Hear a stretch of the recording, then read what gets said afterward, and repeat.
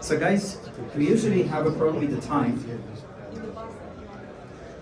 So I will just see if we can keep the door open for a few more minutes, and then after that it would be way easier just to be able to talk without having the loud noises from outside. You know what? I'm just going to close the door.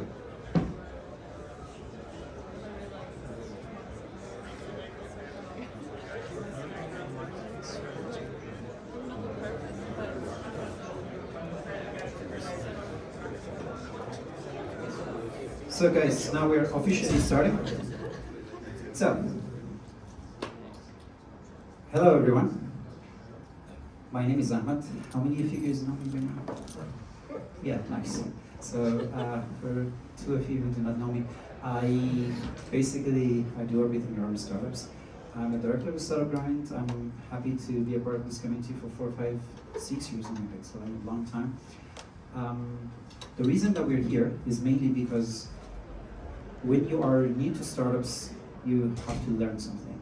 And the knowledge that you get from different people, sometimes they're contradictory. Somebody says something about sales, somebody says something different about marketing, and altogether, you don't know which one to listen and which one not to listen, so you just go there and do whatever you want by yourself. 2, sometimes accelerators are too long, meaning that you really need something now, but then you have to spend 6 months before you would be able to do that. So these masterclasses are short way so that you would be able to know most of the things you need to have. However, so for those of you that attended the previous classes, if you remember, MC is a masterclass, and it was 1.1, 1.2, 1.3. That was the elements. 2 is the next level. So first we're going to talk about the marketing. This is not technically all about startup, meaning that even if you have a small and medium enterprise, now we can talk about it. Those of you that attended the previous class, you remember, especially, how many of you guys attended the investment readiness part? Yeah, so you remember. The main part when it comes to startup versus SMEs is the valuation that they have. Meaning that the startups, they usually raise $250,000, but SMEs, they will sell their businesses with the same amount. So there's a big difference between if you are a small and medium enterprise and a startup. For those of you who do not know exactly what I'm talking about, and for everybody that is here, please scan this QR code. If you scan this, then I will be able to send you the material. The material is the video, and at the same time, the content that you see here. Because some of these elements, they are too complicated and they're too detailed. So I will just scratch the surface on, when we are here, but then later I will be able to provide you all of the details. I will give you like a few more seconds so that I make sure everybody scans the QR code. And because you just joined, hello. Hi. No, don't worry, but I just want you to scan this QR code.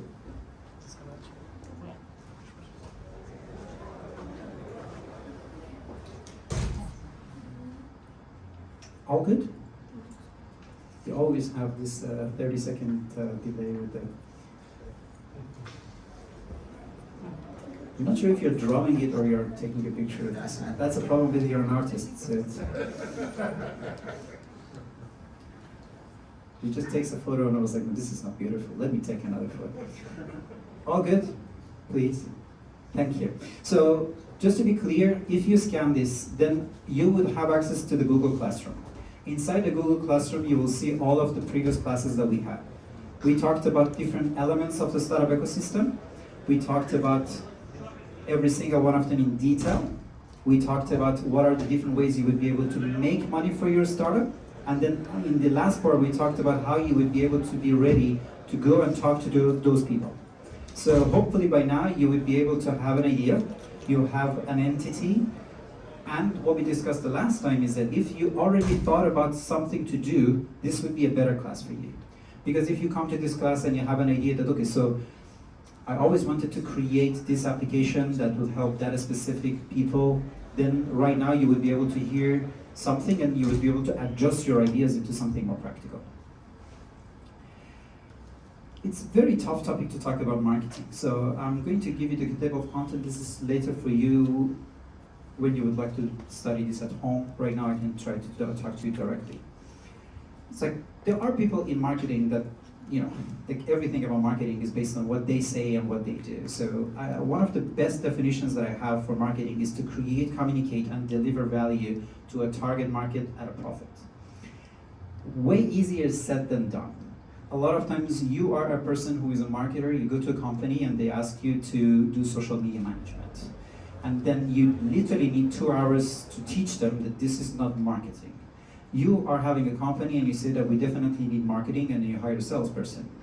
So marketing has two problems. One, sometimes we do not even know what marketing is. That is a huge problem.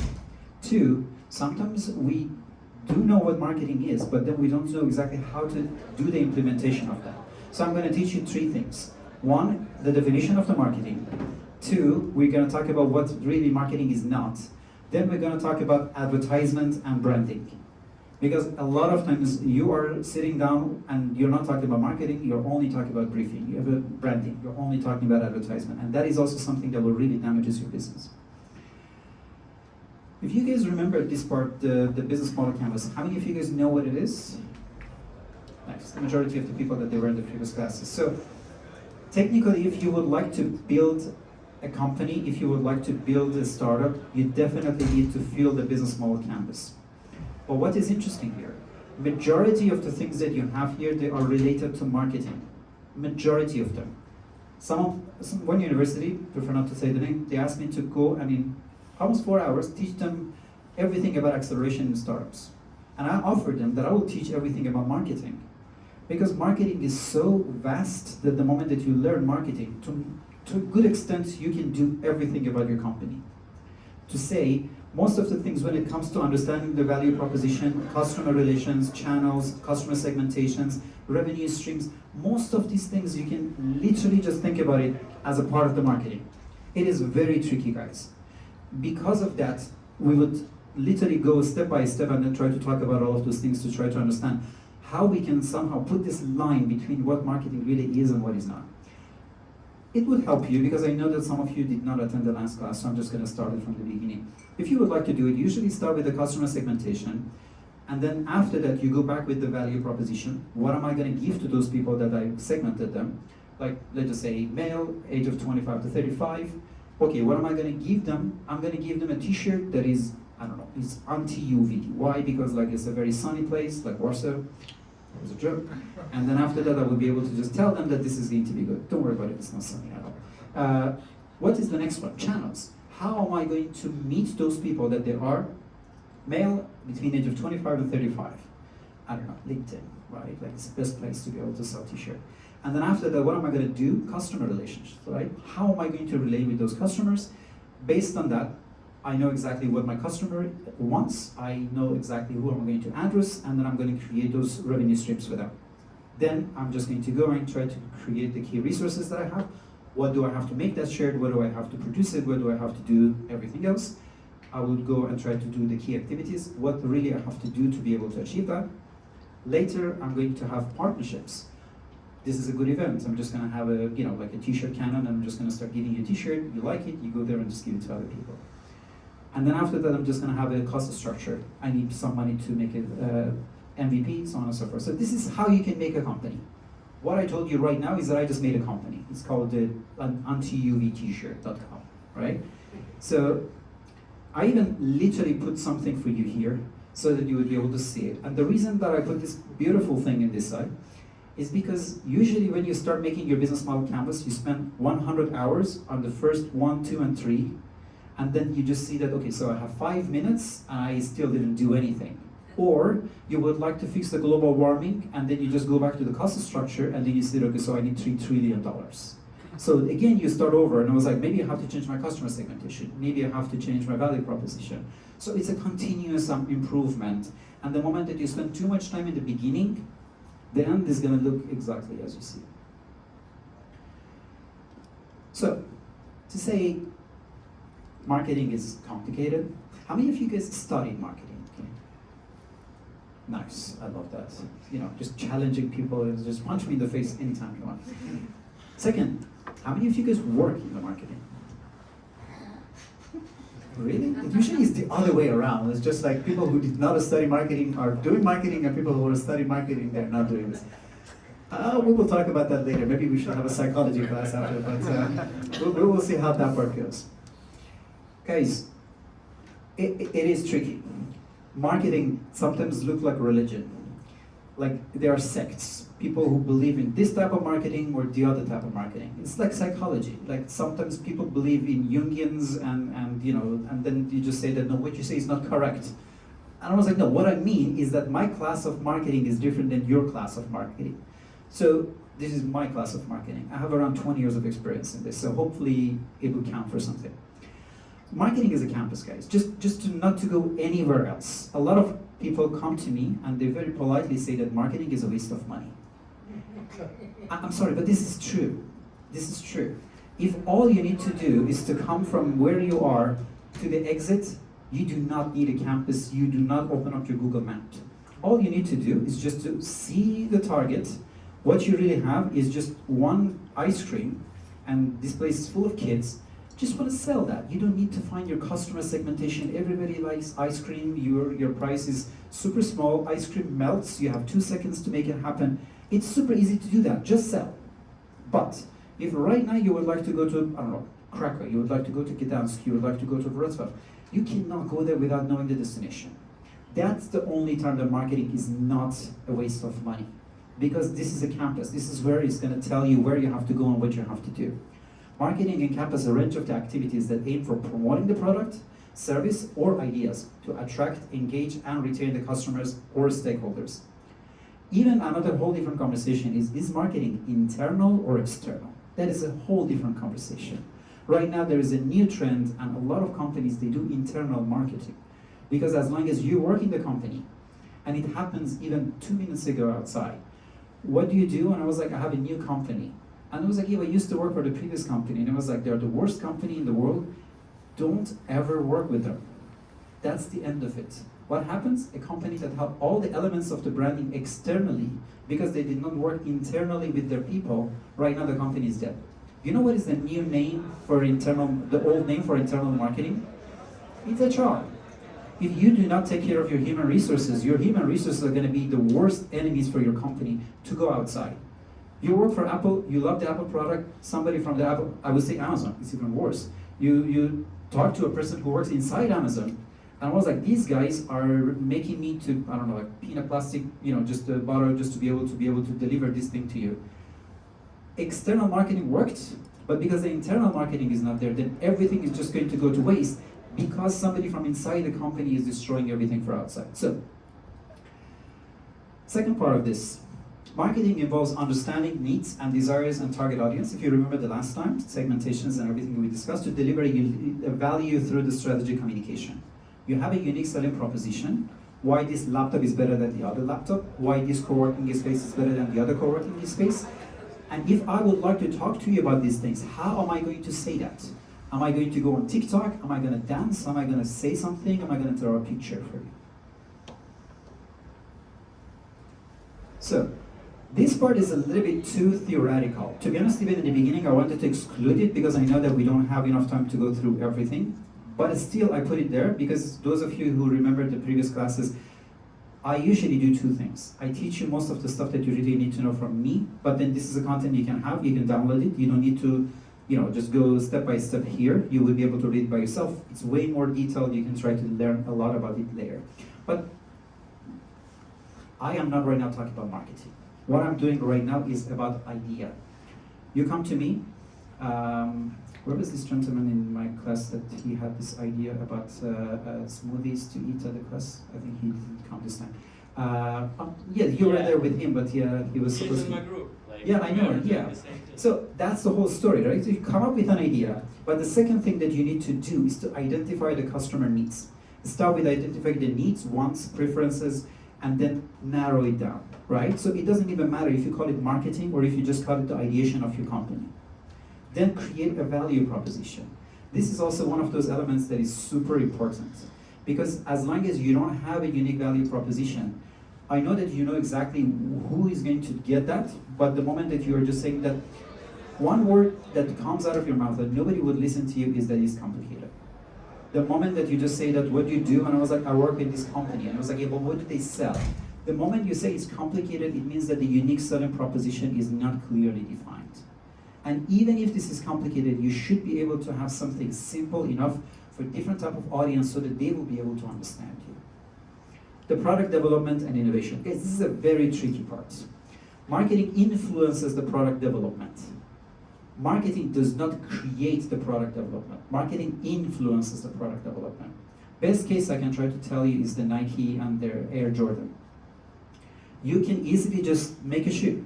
Shoe is inside the innovation department. It has a lot to do with the fabric. It has a lot to do with elastic. It has a lot to do with aerodynamic.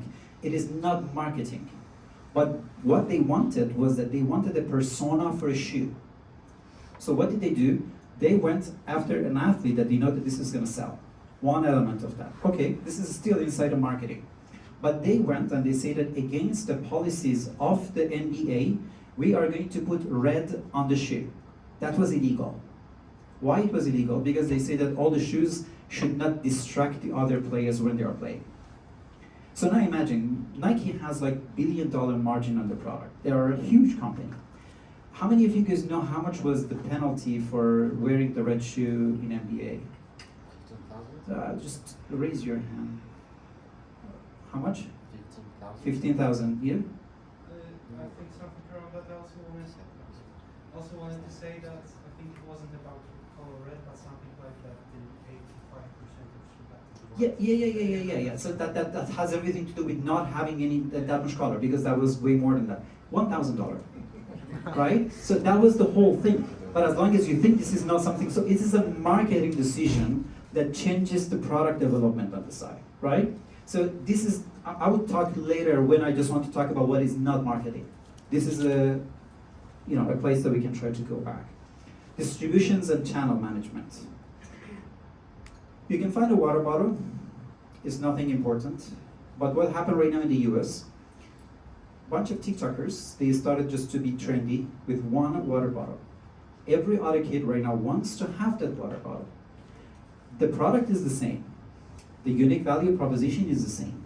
But the moment that you use the right channel of distribution, you make a losing strategy into a winning strategy. I will talk later, but guys, if anybody tell you any of the marketing channels is dead, they don't work in that department. Radio works, TV works, magazine works, Facebook works, LinkedIn works. It's just a matter of what is your area of expertise, what is the whole strategy, and then try to go around that specific things. Don't narrow, just say that all we need is Twitter, and I know exactly how it works. Marketing analysis and strategy. If you cannot measure something, you cannot improve it. It doesn't matter yet you do 4 posts and all of them are super amazing because your ChatGPT is just writing all of it for you. It is a matter of how you are going to analyze that. You understand the value proposition, you understand that this is the right channel for you, but as long as you do not have those metrics, as long as you do not have the right strategy, you're not doing anything. Using your channels without having a strategy, using the right content without having a strategy, it is against the policy of having a product. A product is always a circle. It always just gets better. It always just improves itself as it moves forward. So as long as you do not have a strategy, you are thinking like a project. Meaning that, again, if I have an ice cream in my hand, I don't need a strategy. Because I have one ice cream, I'm not an ice cream seller. If I would be able to just sell that one ice cream, my job is done. But as long as I'm selling my ice cream that is a different type of ice cream, if I do not have a strategy, if I sell one ice cream, it's out of luck, not out of a strategy that I have. And then measurement and analysis. Put names on those things. Return on investment, customer acquisition cost. But remember to come back and then check it again. If you are right now in front of an investor, say that what is your customer acquisition cost? The first answer is that at what moment? First product that I have, like my amazing anti-UV t-shirt, it might cost me $500 to be able to sell one of them. How much I'm gonna make? Minus $500, because technically all of it is gonna be loss.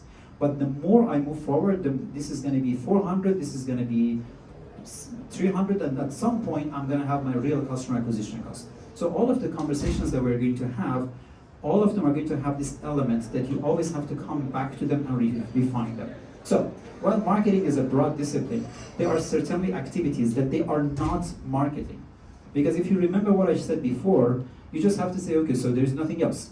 Company is just marketing, right? To a good extent, if you're really looking at the next slide, it's not that far from truth. Product development, I just mentioned it. The core aspect of this, the actual creation of the product, is definitely not marketing. Designers, they might even work with the front-end part of your company. They have nothing to do with the marketing part.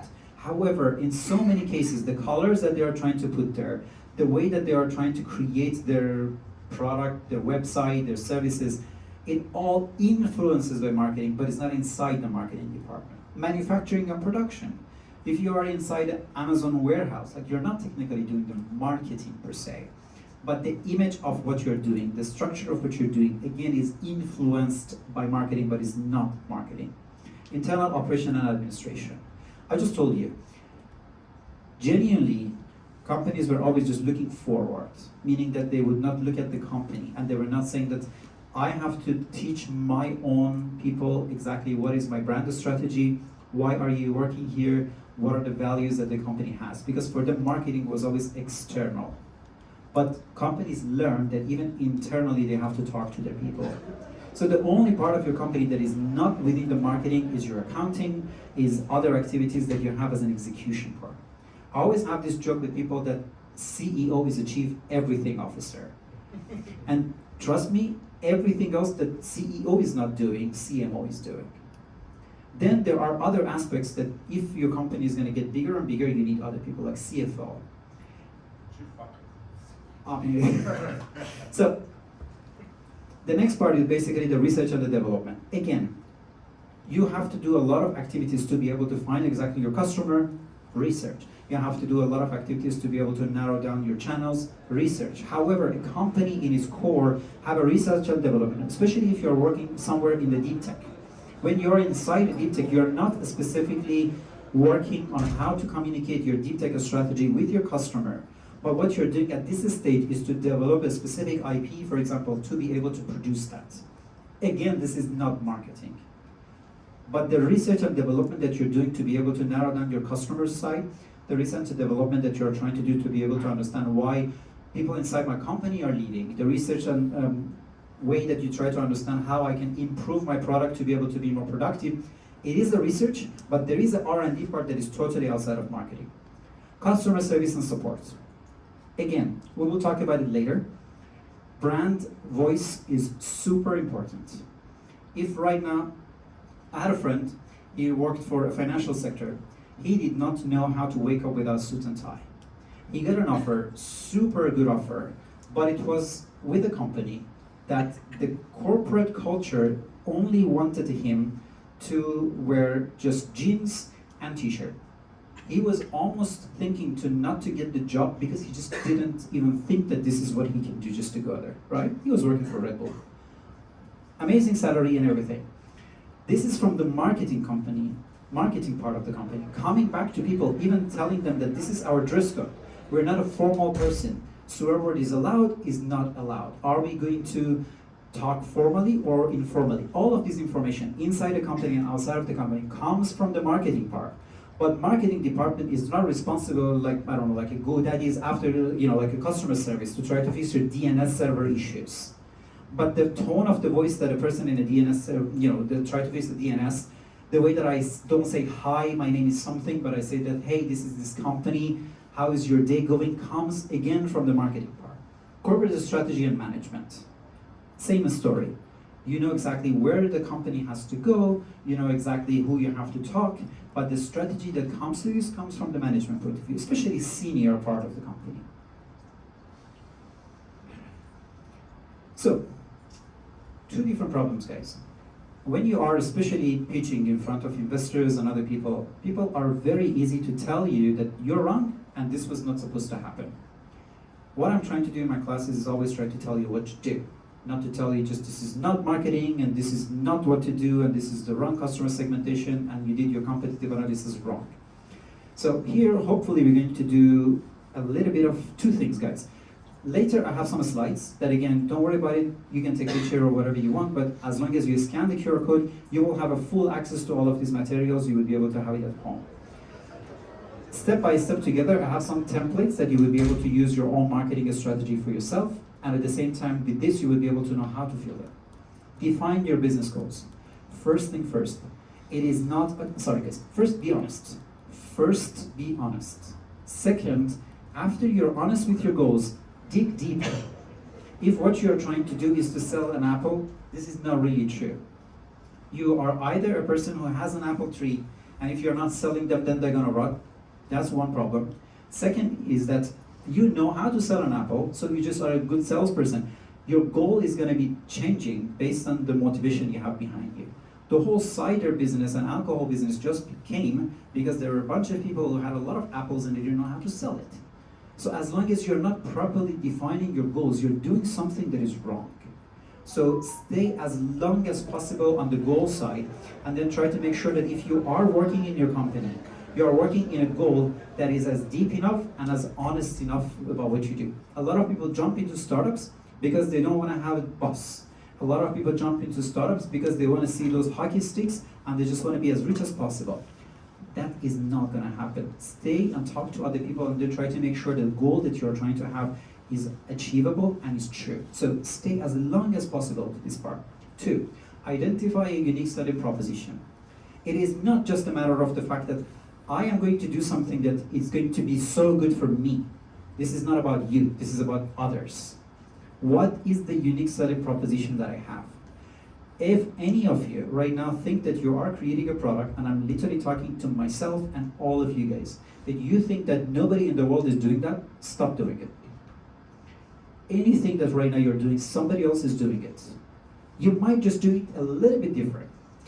And this is the point that you have to figure out. If I am doing social media management, simple activity, but what you really have to say is that why I am different than the person next to me, why I am cheaper, why I'm better, why I'm faster. And don't be lazy. Always being cheaper is the easiest one. Why are you doing this? Because I'm 5 zloty cheaper. You know, the moment that you say I'm cheaper, people think that this is a lower quality, people think that maybe you don't know something. So try to properly craft what your unique selling proposition is and stick to that part. So again, specific goal, very specific unique selling proposition, and stick to that. Then conduct a competitive analysis. This is what I told you. If you work with a company and then you see that that company has no competition, that's the end of it, right? So we had a project and we were just discussing that. We have a company, that this company is trying to support musicians, and this support of the musician comes through the blockchain. That's great, right? There is no company that they are supporting the musicians through the blockchain to be able to help them to be more monetizable. That's great. What is the competition? Nothing. I mean, there is a competition, but then it's not really a competition because they're not on blockchain. That's one way to look at it. But way better to look at it is that if I am a musician and right now I would like to make money, I work with my manager. So my competitor is the manager, or there are people that they are providing it CRM of some sort that they will be able to somehow automate it. So don't be comfortable just saying that, okay, I couldn't find any competitive analysis, we're fine. It's not that you're going outside and try to find danger. You know, it's like, is there some wolves outside? And I was like, nope. So now we can try to go out. There is going to be a competitive person outside. So try to go there and find it. Later, I will try to tell you exactly how to do that. Guys, SWOT analysis, it's a little bit outdated, but it still works. Why do I say that? Because SWOT analysis is per second, meaning that there was a time that your strengths and weaknesses and opportunities and threats were there. Right now, because we live in this super volatile environment, every time all of those elements that right now I'm talking about it, they drastically change. Something that before pandemic was bad, now is good. Something that before pandemic was good, now is bad. All of a sudden you're working with a country and then there's a war happening and then everything has to change. The rate of technology, yesterday what you were doing was amazing, today with AI they can do it in 2 seconds. So SWOT analysis is a very good strategy, think about it, but don't stick too much to this. Because unlike even 10 years ago, industries are changing so fast that the moment that you are sticking to your SWOT analysis for even a year, you are already doing something that is drastically wrong. 3 months is the maximum one you can have that. Your strengths are what you excel at, you know, the competitive advantage that you have towards other people, the proprietary resources that you have and they don't have, your tangible assets, your intellectual property, your brand awareness, and so on and so forth. What are the weaknesses? Where you can improve.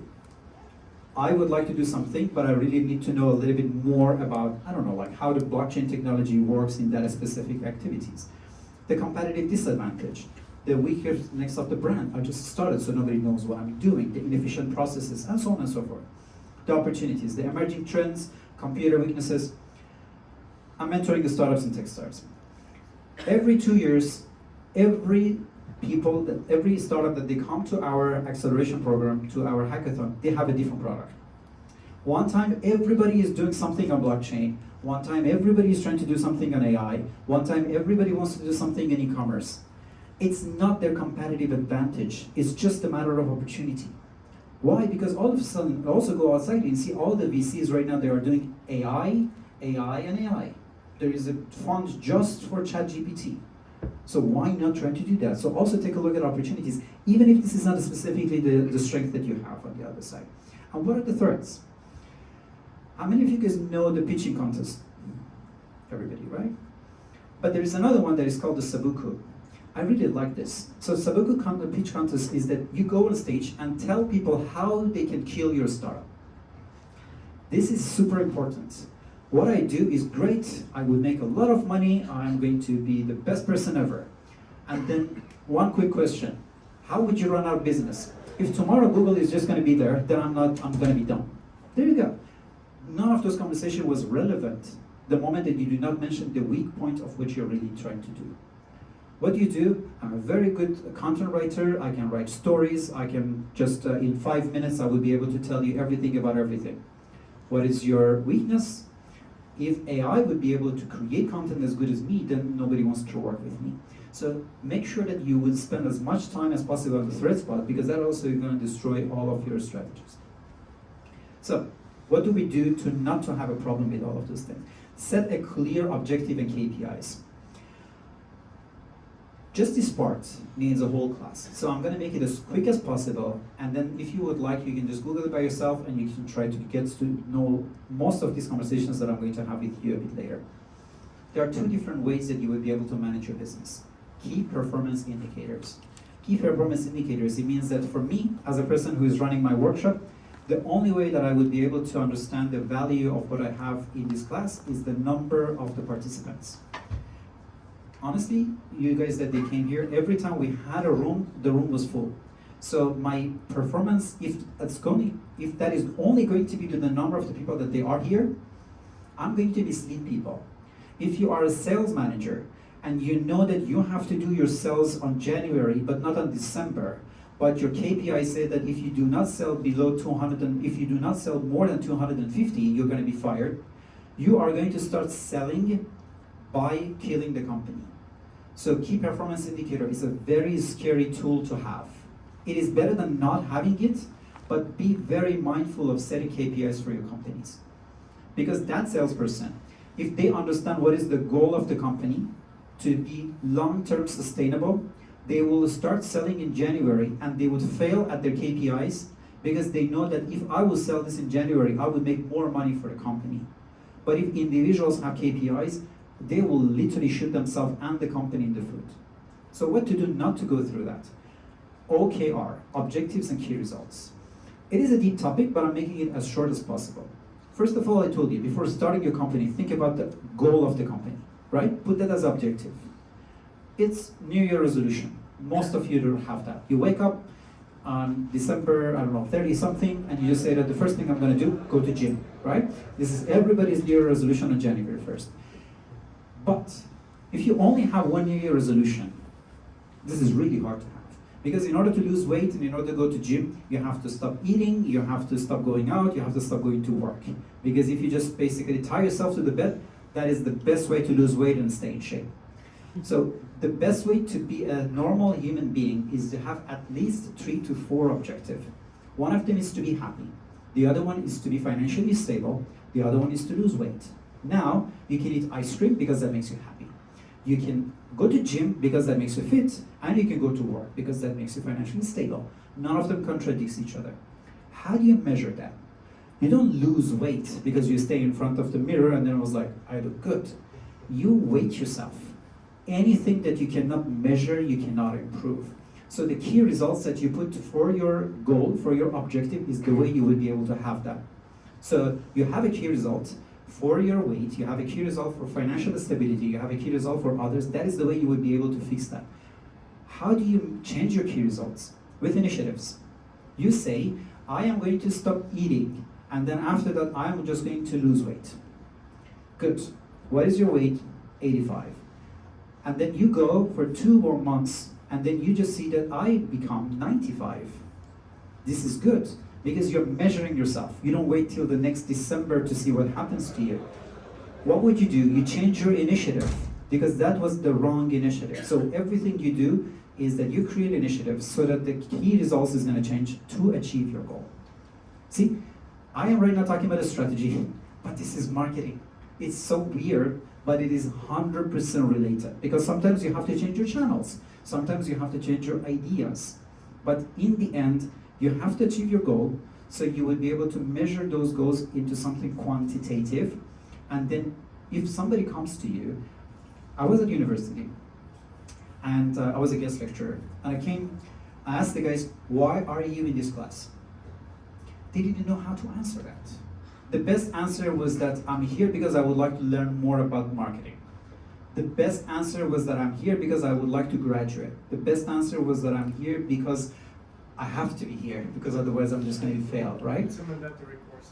Exactly. But the moment that you say that I am in this university because I would like to be next to like-minded people, if somebody even asks you an irrelevant question, you are not going to be out of the class. Because still this is inside your objective, because you are not a one-dimensional human being, and you will be able to learn different things from different people.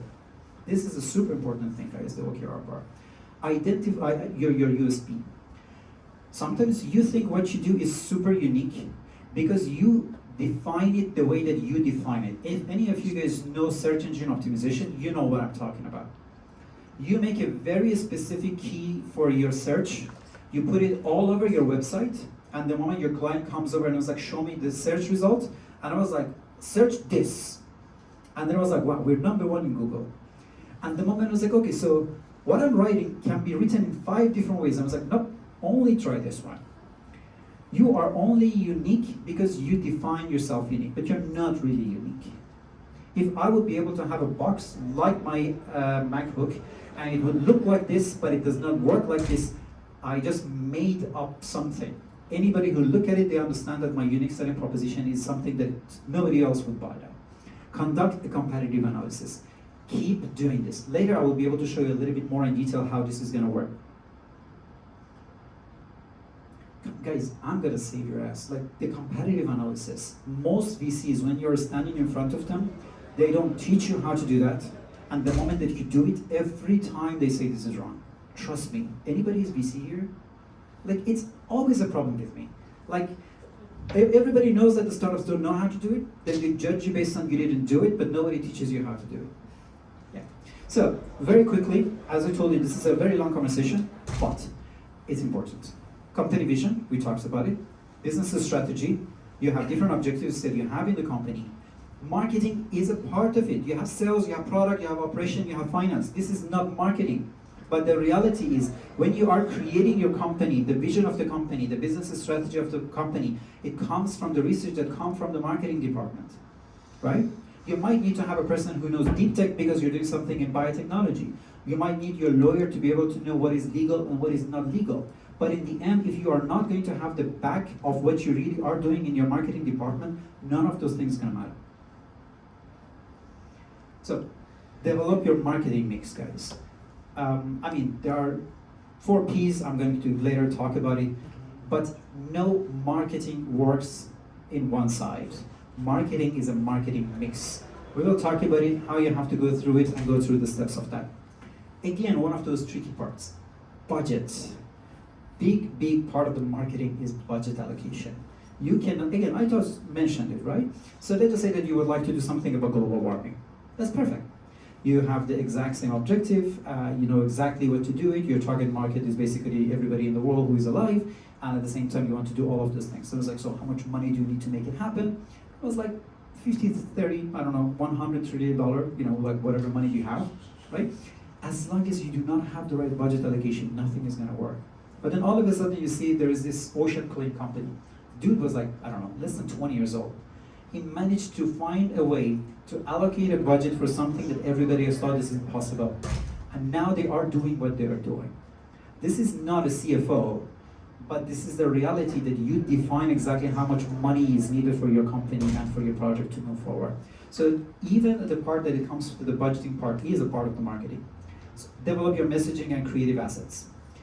I will go a little bit more deep into guerrilla marketing and some other aspects of that. But marketing does not always have one specific budget. I had a project, we were supposed to do an activity in 27 countries. We were supposed to go for local community in every single country. You have to pay them. We needed to have a venue for doing all of those things. We just replaced all of it with just associating the brand of that company to local partners. Then everything was for free. So as long as you know that how you can just be more creative, you will be able to create a different messaging. One messaging is that me as this company need your support to do such and such. The answer naturally is how much budget you have so that I will be able to give you an offer. Different messaging is that me as a reputable company, I'm looking for a company that would like to be associated with my brand, and it would help you with your brand awareness. Would you be interested in joining us? Nobody dares to put money there because you're giving them brand awareness. Just by showing them that this is something that has added value for you, you cut all of the potential costs that you have on your work. So if your messaging system is going to be right, this is literally going to be money for your company. I'm hosting an event tomorrow, and it's with Estonia, Lithuania, Latvia, and the main organizers are Estonia, Embassy of Estonia. They sent me a presentation. They asked me to to work a little bit. I'm the MC, and I was like, sure. Downloaded the presentation. I just thought that the font is missing, and then I was like, that's not a Google font. So I just searched. I just tried to see how I can download this. The first result in Google was the official website of Estonia. And then when you go there, they ask you for username and password, you register. Guys, this is a website for Estonian embassy. Like, I mean, just scan this and you will see by yourself. They have a full brand book for their country there. Like, some companies have to be ashamed of this. Like, you have a company and a random person comes over and was like, can we just write an article about you? And I was like, sure. I was like, what are your colors? What are your messagings? What are your strategies? Like, what are the assets that you have? And I was like, I don't have it now, but if you will come back maybe in like a week or so, we will be able to gather something and send it to you. Do you have a Google Drive? This is a country that they do have those things. I'm trying to show you that it has nothing to do with the complexity of your company. If you are really thinking about doing this, you can definitely do it. So, implement your strategy. This is a different problem, guys. People hate writing. Most people that they are right now super successful, they look at me and they say, bullshit, bullshit, bullshit. You know why? Because it's much easier to do the job. Because if you will be able to have a 600-page document, this is not going to bring your company forward. If you're understaffed and you don't have the money and the capacity, all these ideas that I mentioned to you, they're just ideas. Remember, do something that later you will be able to implement. Don't write 600 pages about market analysis of a company that then tomorrow everything is going to change. None of them is going to work. Remember that implementation of your strategy is way more important than the strategy itself. Doing the things is way more important than knowing what you have to do. Evaluate and iterate. Don't also say that because I did it today, this is going to be my life forever. So I'm going to keep doing exactly what I'm doing and I'm not going to stop that. No. Evaluate what you did. My example was the weight loss. You just see that I'm supposed to lose weight, but I'm gaining weight. Stop that. Try to see what else you can try to do to be able to be better, and then based on that, try to do your business totally different. So, types of the marketing. It's a very important topic because, as I mentioned to you, a lot of people, when they come to marketing, they just put it as like a bulk thing, and they just hire a person. I was like, "Are you good at marketing?" I was like, "Yeah." "How many years of experience do you have?" That's how every company is doing this, right? But can we be more specific and then try to see, like, do I have digital marketing, or because I worked 10 years in TFON, right now I'm responsible for your Twitter account? Because it's true, it's 10 years of experience in a marketing company. So digital marketing, as most people right now know as marketing, is basically what you can do with the search engine optimization. You can do cost per click, you can do search engine marketing. That is a whole different conversation. You can do social media marketing, email marketing, content marketing, affiliate marketing, influencer marketing, online PR. That is borderline marketing, guys. Because PR companies are technically not marketing companies. Traditional marketing. Guys, please remember, traditional marketing is not dead. Still, one of the easiest ways to meet the mass market is through the radio and the TV and all the outdoorsy stuff that you have there. So don't underestimate it, and then based on the budget that you have, try to see what you can do with the best of all of those things together. Print advertising, TV, radio, outdoors, direct marketing, telemarketing. We had a massive project. We were working technically with banks. We would print their credit card invoices for free. For free. How did we do that? We will get your persona. We just see that, okay, so you're a person that in average you spend between 10,000 to 50,000, 50,000 to 100,000, 100,000 plus, one person. Two, you're a person that you have one payment per month or 100 payment per month. Based on that, we will do targeted advertisement for people. Every paper that you have from the bank has two sides. One of them is for the bank. We will just print on the back of this, and then we give 2 million, 3 million people free advertisement. So you can literally just think of how you can use even a traditional marketing, like a proper mail to people. Nobody right now says mail works, right? But the moment that you really understand how this is going to work, everything is going to drastically change. How many of you guys are not Polish? Yes. Okay. And how many of you guys know Aviso? No? Yeah, you should. Yeah, so this is something that comes to your mailbox, and then after that it's going to ruin your day. So, yes, so when you have to open your mailbox, it means you have to open your mailbox. It does not mean that I no longer would like to do that because I'm a modern citizen. You have to do that. So what you do, you check advertisements for Biedronka, you check advertisements for Lidl. Does it work? No. But when Aviso is there, it means that you have to go there and get this document. It means that you will check it. It means that even if you see that I'm not going to use this, still you know that there is a Lidl next to me. So trust me, if people say traditional marketing does not work, it's just because they don't know everything about it. Content marketing. It's a massive thing, guys. This is a content marketing. Literally. The moment that you create something that people would be able to sit down and listen to you and talk to you. Fun fact, the other side, we have a panel that why we don't need more influencers. We really don't. But if you have a content that people would like to consume, don't waste it. When you are having a great conversation, when you're having a great content, make sure that this is the best asset for what you have, especially if you work on a B2C. B2C is a very tough market. The moment that you would be able to go to somebody's social media and then you see that they are zero because they're so focused on what they're doing, they're just wasting their time because they are not using their content marketing properly. But you're a defense company, you're a cybersecurity company, I understand. But even when CIA has a social media account, I think you can also do something. So, social media marketing.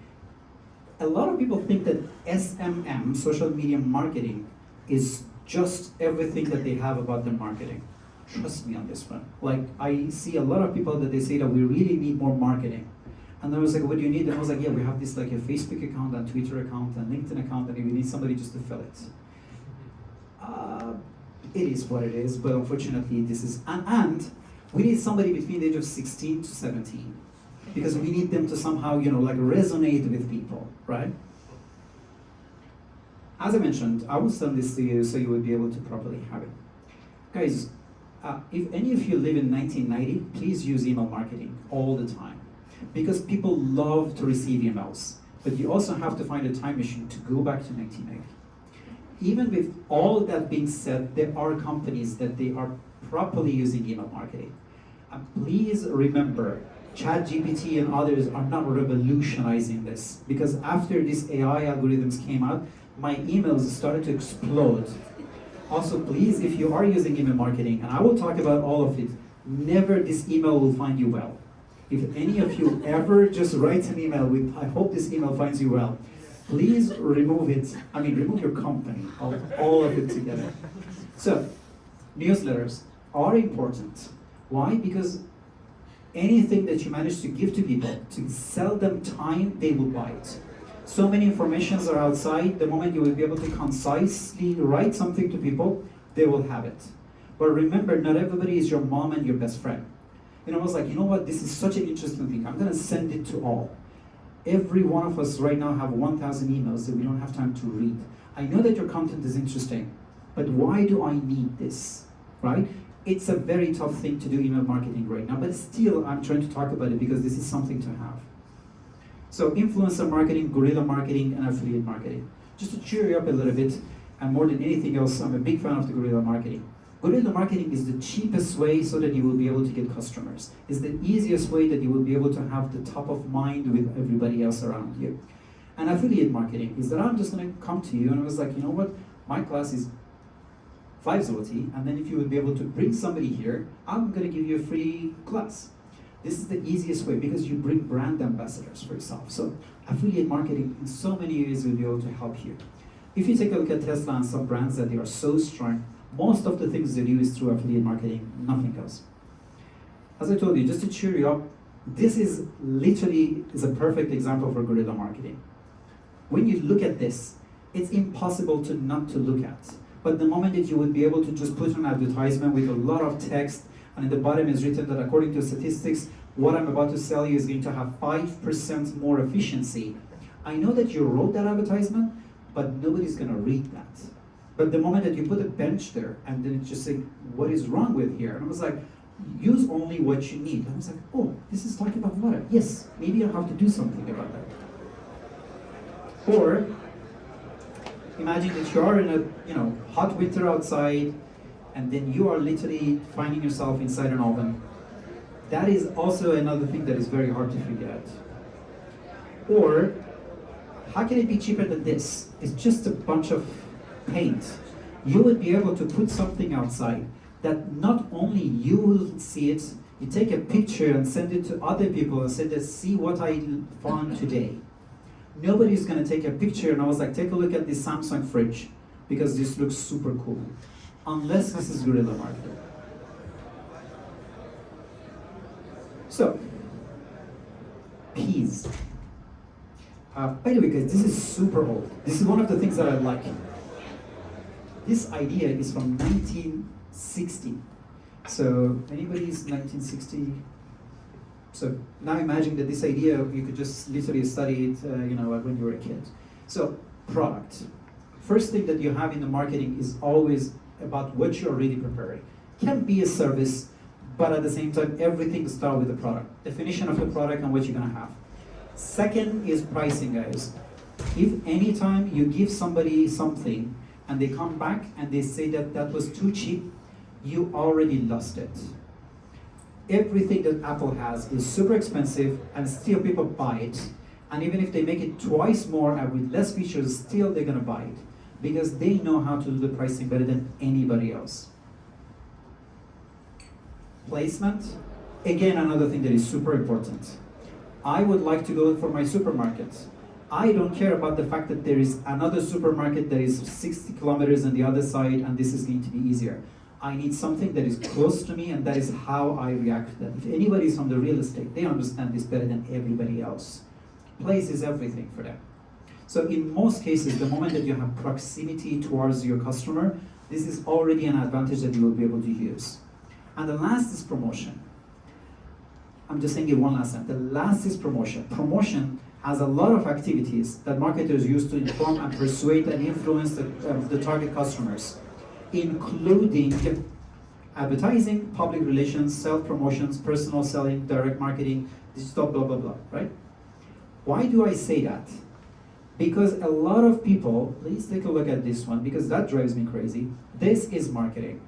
You have the market research, you have the marketing strategy, you have the marketing tactics, then you have those P's. Inside them, there's a place, there's a price, there's a product, there's promotion. Advertisement is a bit of the third wheel. And a lot of people, they are asking for best marketing in their company, but all they need is just the bit of the top of the product, the promotion part, and now they say that, you know what, we finally understand that marketing works. I was like, no, you just finally started to put ads on Facebook.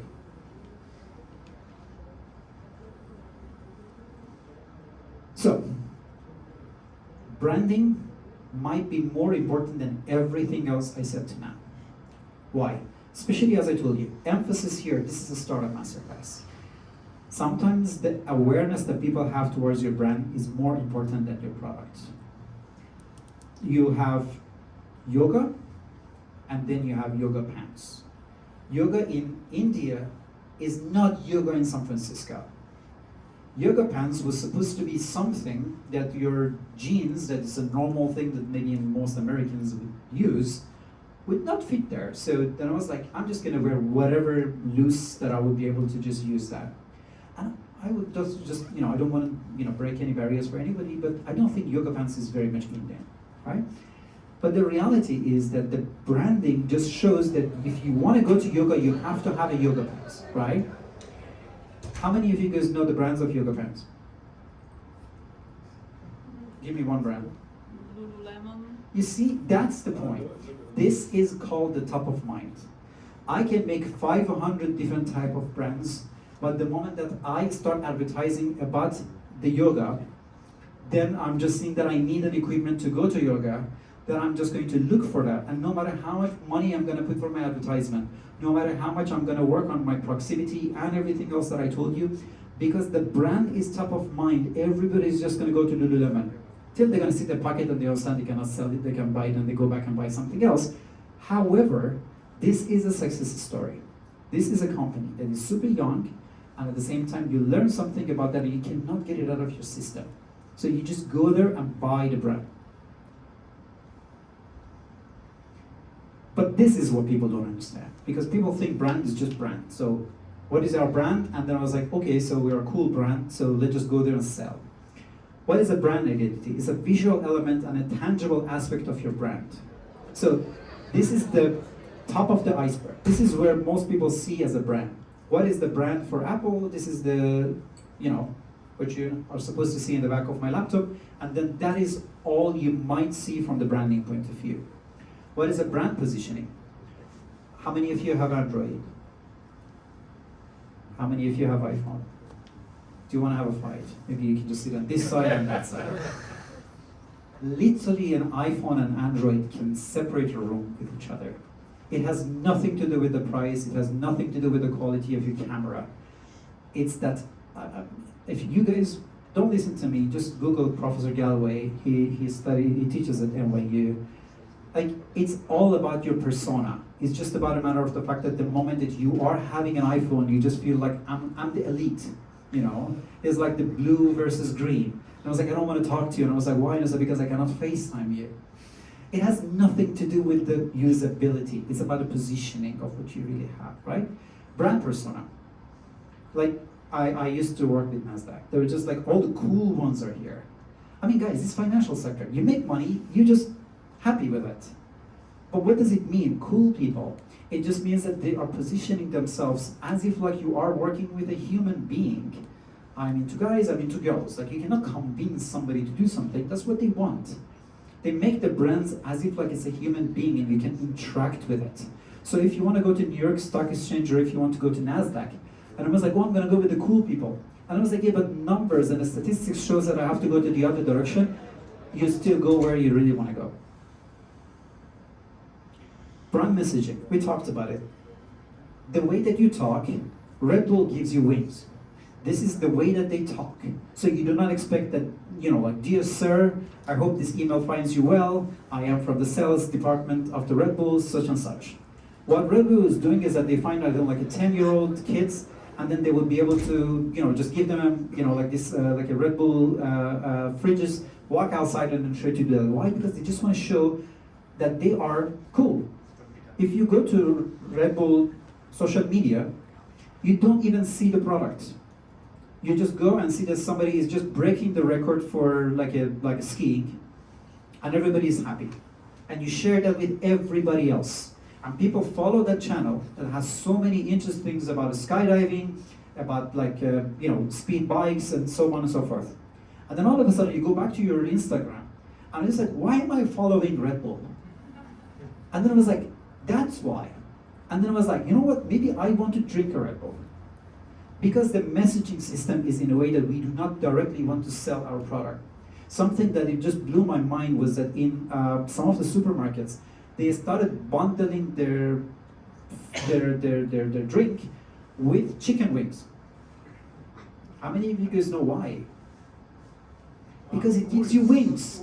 They are even telling you to tell me what my messaging is, right? It is super important. And the brand experience. Take a look at the line behind Tesla when they are trying to sell. Take a look at the line, I'm just going to be a bit more polished. Take a look at this ponchki, this is Vola. It's nothing different. But people stay for 4 hours, 6 hours, and they are excited to get a sugar. The moment that you change it into the best thing in the world, then the experience of the brand is going to make you happy. What you're going to eat still is going to be what you're going to eat. But because the experience of the brand is so powerful, it is going to mask everything else. You don't even know how much you're going to pay. You don't even know why you're 6 hours in the line. You just know that if I will get that ponchki from that specific place, I'm going to be the happiest person today. Brand equity. The intangible value that a brand accumulates. If you guys are into pen, you understand what I'm talking about. If you buy Mont Blanc, it's not because Mont Blanc is a good pen. They literally say brand is a tax you pay for your ignorance. You just don't know what is a good pen. So you just buy a pen that when you take out, everybody thinks that you know what a good pen is. This is the way, guys. You just easily just go outside and make money out of nothing. Swatch was a crappy watch. Right now, they are getting way better. Rolex used to be the symbol of being rich. Right now, nobody wants to have Rolex because Rolex becomes cheaper and cheaper. There you go. They are losing their positions to other watches.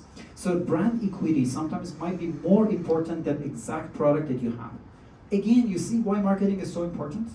Those poor engineers, they did everything they could. They built the best product.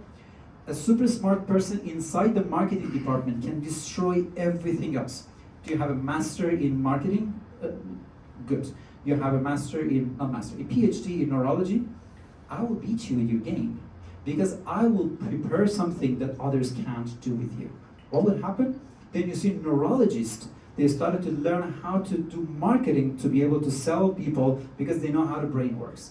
Just think of how much marketing is important in every single, no matter what you do, language, medical sectors, engineering, medical engineering, name it, every one of them has a branch in marketing. Because as long as you can do your marketing, you can sell.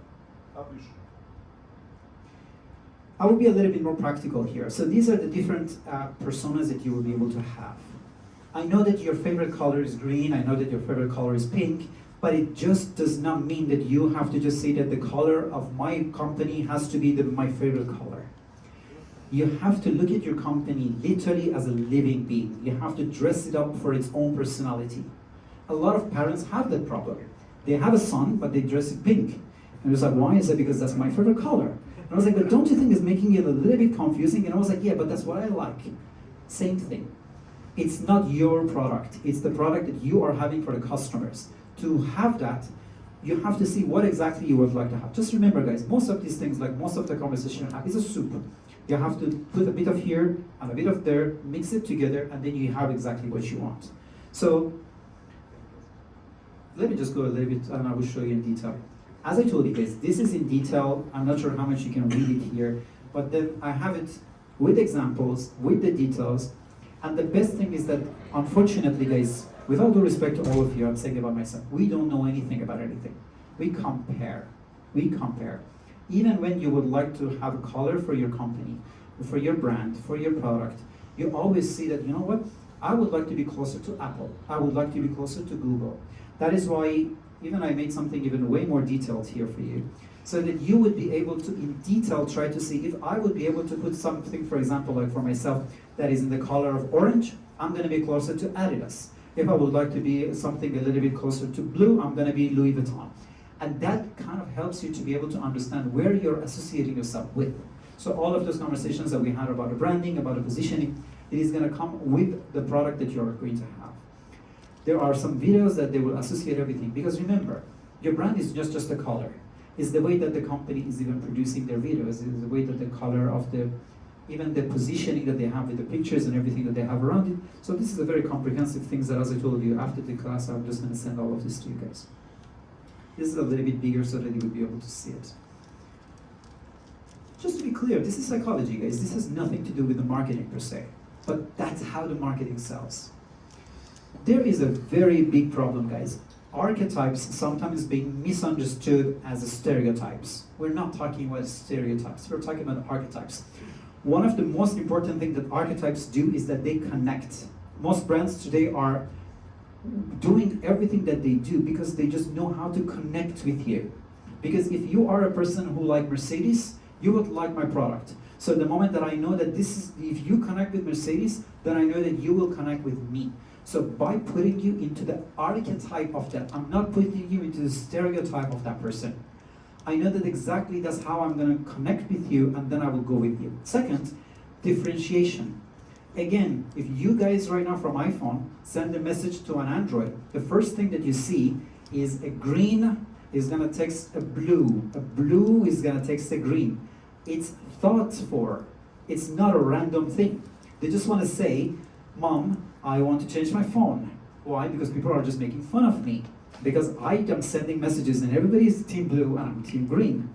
It separates you from the competition. So, guys, this is a super important thing. A lot of people in the marketing have a problem with this part. Stereotype is from the bottom to the top. What does it mean? We just had a conversation. My friend was just saying that the Polish startup ecosystem is just getting very diverse. How did he know? He said that I just asked my audience, how many of you do not speak Polish? And then some people raised their hand. And I was like, yeah, but what if I do speak Polish? If you want to know who are the people that they are not Polish, you have to say who are the people that they were not born in this country. Because if you are speaking the language, you are not putting them out or in. It's just the wrong way to put that. So with stereotype, I'm not going to talk about racism in this country because that's a whole different conversation, but if you're black, just be my guest and don't try to say you're Polish. Stereotype. Archetype is not a stereotype. You're not walking around and seeing somebody that is black and almost like, do you speak Polish? Archetype is a person who said that if you like Apple products, you might be able to like this. Because that's most of the time true. This is going to save your life. I am not exaggerating to tell you that people are charging you thousands of euros just to be able to get this part out of you. This is a spreadsheet, I will share it with you again in our class, that it would be able to provide you with a proper branding that you have for your company. You will be able to start with understanding the background of your company, for whom you are creating this, what makes you special, what makes you stand out of the competition. And the moment that you will be able to feel this, you will be able to send it back to me, and then I will be able to help you to narrow down your idea on what you're trying to do and try to see where your brand is going to go. I thought this might be a good kind of a, like a two-sided way that we will be able to also get something out of the class. But just remember, that's it. If you would be able to feel this is like the business model canvas that I showed you before. You would be able to learn exactly what I have to do.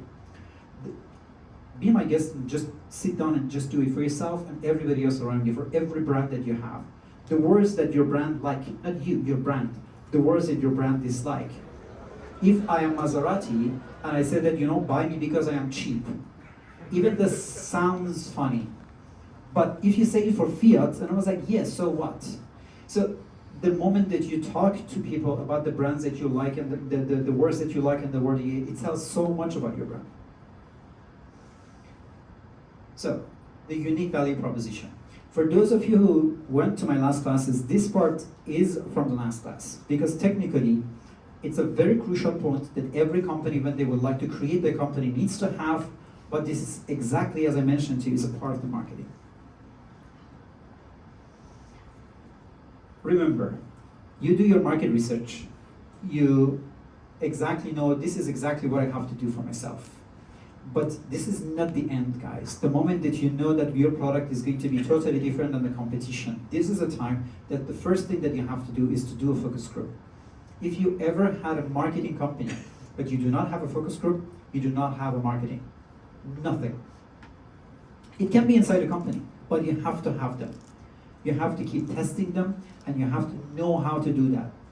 Statistics is unbelievable. People can write something, and the answer is always yes.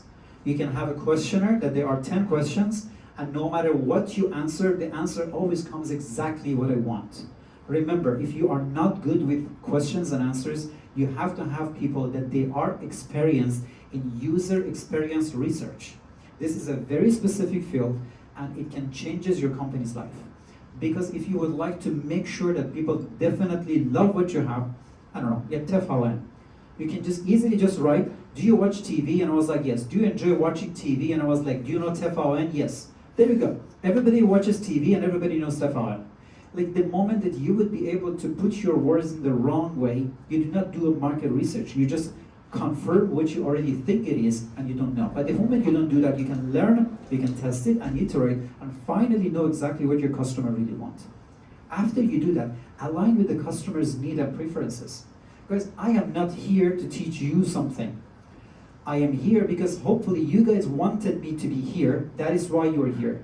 I'm really grateful. I genuinely believe that more than 15 minutes, nobody should talk unless you're Elon Musk or Brad Pitt. Like, this is wrong. But the moment that I see that you're not leaving, I will talk. What does it mean? I align myself with your preferences. Hey, we're super tired, you're talking for 1 hour, and I don't even know how you do that, but I really want to just go there and breathe. Then I will give you a break. So the reality is that the moment that you are even interacting with your customer and they think that you think that they like it, you just have to make sure that they are still in line with you. And if you keep doing that, then you have loyal customers and you can keep them. Remember, you did the first part, you did the second part. Always revisit.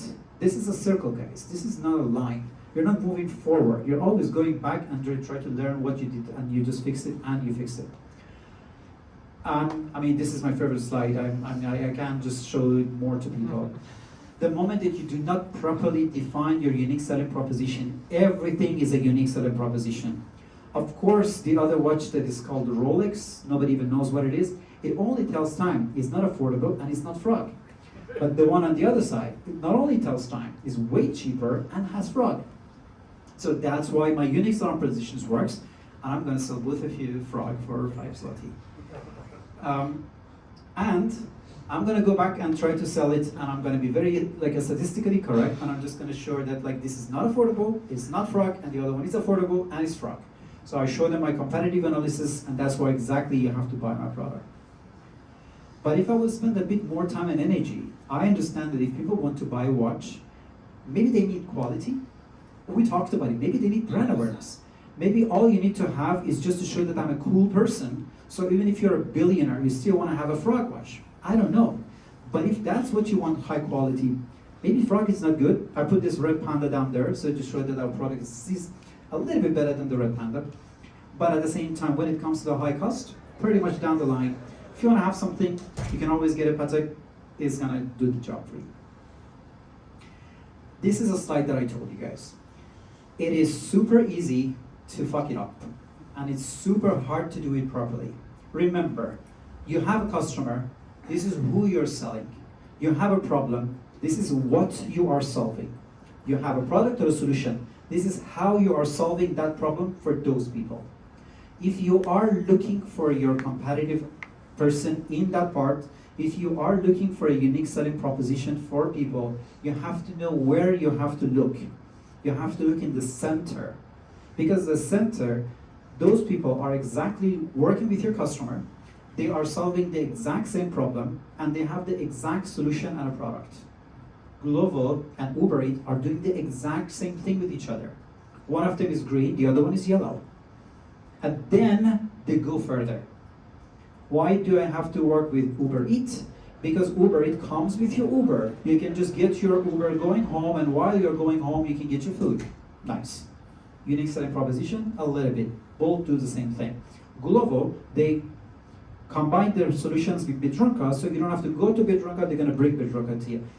Then you will be able to find a unique selling proposition because you are comparing yourself with that. But you can have a different product category. If you are working with a customer and a problem, but this is not the same solution, you are just having a different product category. It's not your competition. If you are just a different customer, meaning that you are solving a problem based on the solution, but your customers are totally different, right? You have diapers for age of 6, and somebody says that, yeah, but my diapers are for Joe Biden. He's a little more than 6 years old. So, yeah, that was bad. Yeah, so they are for different parts. Yeah, sorry. And then you have different problems. This is also an issue. We just talked about it. The moment that you are serving your customer and your customer does not have a digital solution, it does not mean that you don't have a competitor. It just means that they are solving the problem in a different way, right? This is gonna save a lot of time from you guys, because as long as you go to the VC or to anybody who wants to put money in your company and you say, I don't have a competitor, they're never gonna invest in your company. At the moment that you do not know how to do that, you said, I swear, I spent 600 hours, we don't have a competitor. Market research. Again, one of those slides that I really like. So they said there was this guy, he was in the West, and he was famous because he was just always staying in the line, and he was telling people that, like, give me $500 and then I will be able to just shoot this coin from like 500 miles. You know, impossible.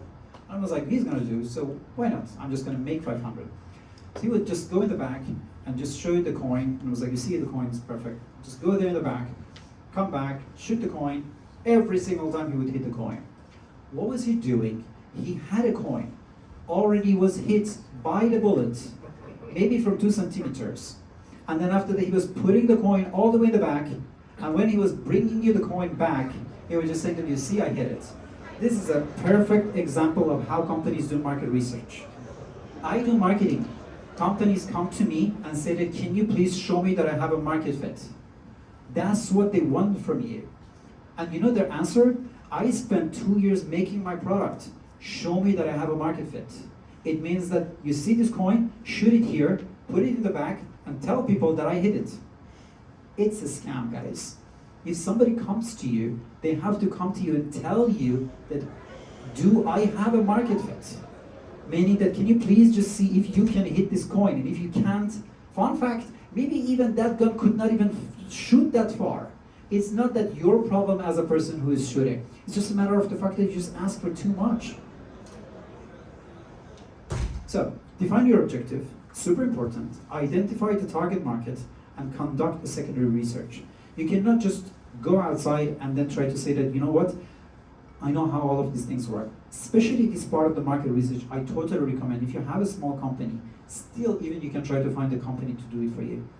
Because research can be biased. And if you are not an experienced person in the research part, cross this part and either outsource it or just be lucky, guys. I'm gonna be honest with you. Don't listen to everything I say if you believe in luck. Because luck can do everything I say. Wake up, find the first thing that comes in your mind, just put all of your money in it, you're gonna be a billionaire. Or you're gonna lose everything you have. If you're ready for this, you don't need any education. So, gather the primary data, validate the market demands, and and assess all the competitive landscape that you have there. I'm just going to be a little bit faster because I just want to make sure that you guys have some time. But just to be clear, when you are trying to do something about your market research, you have to have one primary goal. And that goal is to make sure that my goal that it was in the beginning, is it still valid or not? We live in a volatile environment. Right now, you have a very good business, and your business is telecommunication. People come to you, they buy a SIM card from you, and then you're just having an easy life. You just send them the data that they used on the last time, and the moment that they say that they have a new subscription, you just go outside to another country and spend a lot of money, and you think you spent $5, and you come back, you say it's 50. It's a lot of money. You make a lot of money. T-Mobile, Orange, they make a lot of money out of that. Now they understand they are dying. literally telecommunication companies are dying because they are a perfect company because they're a media company. So they know exactly how to do competitive research. What do? Every single telecommunication company in the world right now, they are buying media companies. They are buying TV channels. They are buying any other mean that is not telecommunication for themselves. T-Mobile right now has way more TV channels than their normal asset that they have. Why? Because they know for a fact that the original state of the company is dying. Banks might easily be the next. Nobody even cares about startups because startups are too small. But remember, if your company was working last year or 10 years ago or even 10 days ago, you have to keep thinking about it, gather your data, validate it, and make sure that your competitive landscape still is as it is, especially with the current speed of the AI. Identify the market trends. There was a time that AI was important, and then all of a sudden it went to another direction, and it went to another direction, and now you just say that, you know what, because 3 months ago that was the hottest trend, I'm not going to use Gemini. I mean, who is Gemini, right? It's just Google, right? It's just like one of the biggest search engines in the world. I'm not going to do that, right? You have to think of what is right now. And as long as you are talking out of prejudice, or, you know what happened? I know that there is perplexity, but I bought OpenAI. So I don't have time to go for another one. Don't act quickly. Try to make sure that you always use something that is exactly based on what you're trying to achieve and to the point. Evaluate the pricing and revenue models. Every time you can try to adjust it, every time you can try to make it better, because again, the market changes based on that. Document finding and insights. Unless you're trying to make a company for 7 days, my metaphor, if you're selling this ice cream, just sell it right now for whatever price that you have. But the moment that you're trying to do something for years, if you're not documenting, 6 months later, one thing that you did the proper research and you just let it go, somebody else is going to do a very detailed research and they're going to have the exact same answer because you never documented. And your big company, nobody knows in one department somebody did something. So you're going to lose money just because you didn't do the documentation. This is a second slide that a lot of companies just make a mistake. A big part of marketing is to know with whom I'm talking. The moment that you go outside and tell people that the moment that I'm going to talk, I have such a good product, that is not for men, it's not for women, it's not for young, it's not for old, it's for everyone. I'm so good, and everybody can afford it. And first, I'm going to sell it to everybody in Poland, then I'm going to sell it to everybody in Europe, then I'm going to sell it to everybody in the world. That is why my total addressable market is 7 billion people. This is not going to work, guys. So the moment that you would like to find yours, first of all, first market, these are the people that the moment that you put your product out there, you have to be outperforming their demand on that side. There is a very nice book called Oversubscribe. I totally recommend it. The reason that Beyonce or I don't know, like Taylor Swift never have a concert in a street is because they always want to make sure that there are people behind the concert door waiting for the ticket to go in. This brings the demand higher. This makes them better. But the moment that you would be able to be out there and tell people that I am going to do something that anybody that is around is going to come and join me, you kind of lower your value. Even though you might sell more tickets, but the added value is not going to be the same. To say, first people have to be people that they are like a Taylor Swift concert. The moment that you put it out there, 2 seconds later, they're going to be out. Second, people that you really have to convince them a little bit. And the last one is the exhaustion level. It's not like something that I know it's never going to happen, but who cares, let's just put something big so that people think that I'm too good. No, it has to be logical, but too ambitious, right? Just to be clear, there are 2 ways to fix this. One is a top-down model. Top-down model is for companies that they do not have traction. If you right now have an idea and you're trying to do the marketing and you try to say that I'm trying to, again, as I told you with my t-shirt, I'm trying to have it only for male, only for 25 to 35. And at the same time, I know that I don't have permission, I don't know, like to go to China to prepare it, for example. Then I can try to say exactly what is my total addressable market. Is all the people in that age, with that gender, in everywhere in the world, aside from China. And also, I know that there are 4 other companies, because I did my competitive analysis, and I know that at best I will be able to get 30% of the total market, and then I'm going to be fine. Then I think I know what is my total market. I think I know. But the moment that you would be able to do the bottom up, you said that I sold 5 shirts, people love my shirt, and if I would like to sell more of this, then I know that with the growth that I have from 5 to 50, this is going to be my growth from 50 to 500,000, and this is going to be my growth from 500,000 to 50 million. Because this comes from after traction, you know the real demand. You're not thinking about it. And the moment that you know that people bought it, then you know that the demand is real. So the bottom-up total addressable market is way more realistic. So you show evidence of the collaboration. This is super important, guys. Just to be clear, when we are talking about marketing, we are talking about 2 things, internal marketing and external marketing. I just wanted to just put something a little bit out there so that to know. I am right now selling my product. It's about nanotechnology. And I mentioned that I'm selling this to this demography and I'm selling it to those people and everything is fine, externally. And then they come to you and say, okay, so who are you? And I was like, I work in the marketing. And I was like, I also work in the marketing. And I was like, I'm a social media manager. You have to, at the same time that you are selling your product out there, you have to sell yourself. You have to be able to say that, you know what, I'm a neurologist, this person is a marketing person, and this person is a salesperson. The way that you guys work together, the way that the collaboration works is the way that the company works. So the marketing, it has to work in both sides, so if you want to sell something there. Same way that you say that, like, see my product, this is the link, you can go there and buy it. These are my people, go there and talk to them. I am proud of my team. There are companies, Silicon Valley is full of those things. They even put the dogs on their website. Why? Because they just want to say that, like, this is our team, we are funny, this is our image. We are not a company that only somebody that gets money or spend money or add value is a part of us. You're a part of my community, so even your cats and your dog is a part of our community. And my class is not good, but there is this gentleman who is an expert in marketing and he says that this masterclass is good, thumbs up. That is going to be good enough so that other people will come over. So think about every asset that you have and then try to work on that part. Guys, I don't think our time would be able to help me with the go-to-market part, so I will try to put it as little as possible. But just remember, whenever we're talking, I'm just going to have a very quick recap at this point. 1, don't do over-documentation for the sake of just doing all of those steps. Remember that if the execution is not going to be out there, your documentation means nothing. Knowing what your customer, knowing who your customer is, knowing what you have to do, knowing what you have to sell, when the company is changing, when the environment is changing, it means nothing. So you have to have a strategy and you have to know that everything that you're doing has to be practical, right? If you are trying to go to market, it's a time that you already thought about it 1 year ago. Why?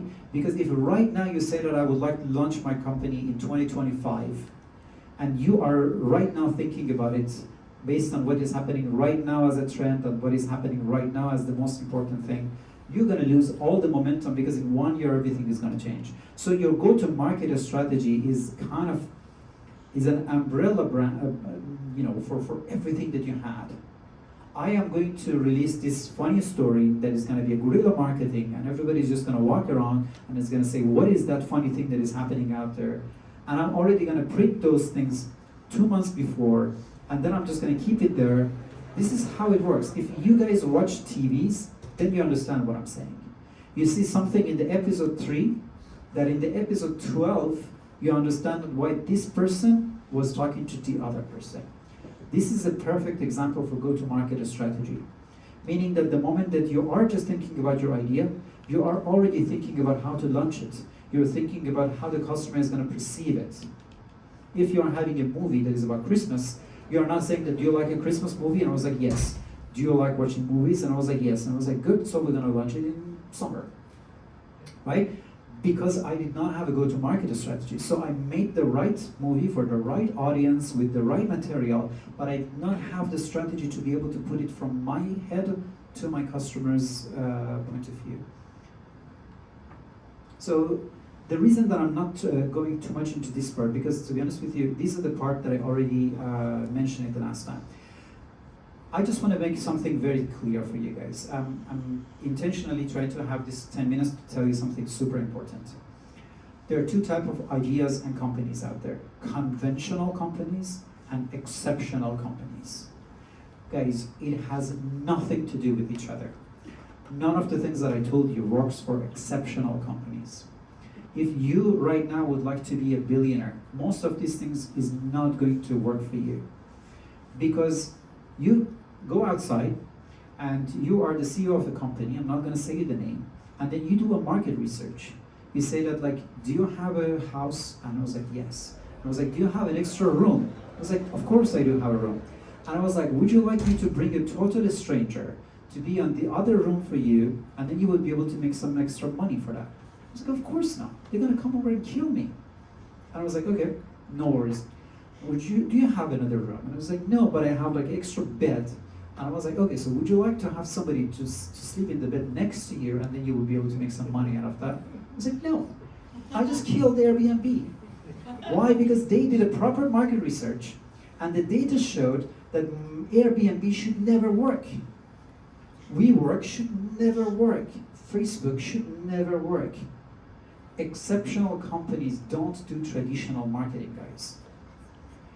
If Steve Jobs wanted to go outside and find customer segmentation, if Steve Jobs wanted to go outside and then try to do a market research, he will die. Like, day one, he would just go back to university and he was doing whatever he was doing. What we are right now discussing are traditional companies. What we're discussing right now is a conventional way to do business. You can always be crazy. You can always go outside and say that, you know what, I'm just going to create something that nobody wants, and I know that I can sell it. Most entrepreneurs out there, they have the gut delusion. They literally say, everybody else in the world is wrong, and I am right. NVIDIA put all of their money in a basket that everybody thought that they are wrong. If you guys are old enough and remember, everything that has value in it, they had Intel inside.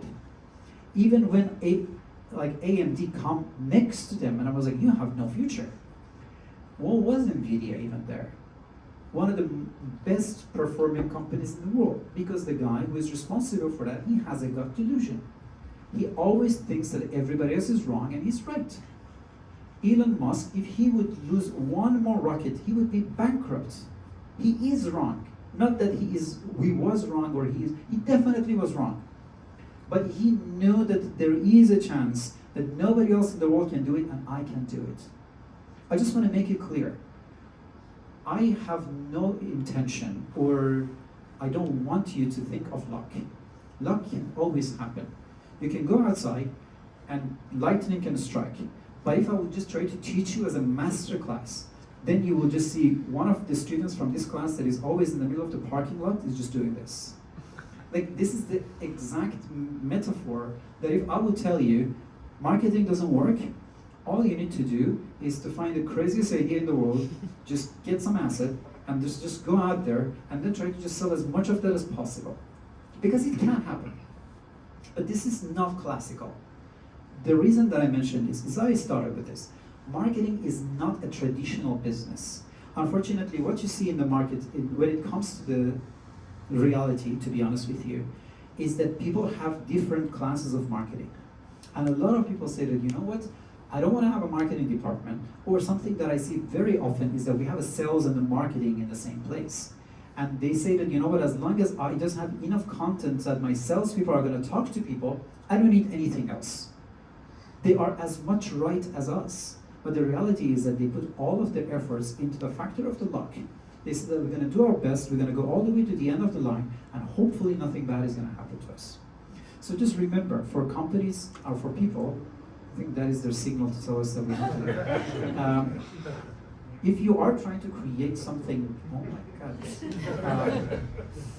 Yeah, they're really trying to make sure that we understand that this is yeah, 5 minutes. Remember, as long as we understand that what we are doing is not traditional, as long as we understand that what we are trying to do, it's a gamble. I'm just going to put all of my money into something that I know that this is going to we really have to just tell them. Then you can make sure that what you're trying to do is going to be there. I try to put it in the really theoretical. Yeah, I know there's gonna be a trapdoor, and I'm just gonna be here. So just in case that guys, I didn't see you. This was nice being here. So guys, I'm just gonna finish this one with one thing. We're gonna have 3 more classes. We're gonna have sales, international expansion, sales growth and international expansion. Make sure that you will be able to be with all of them, because all of these classes are internally connected.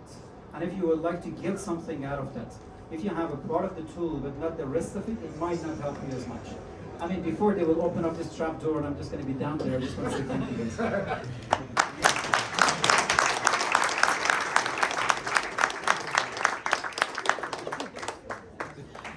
Important question, you have an iPhone around?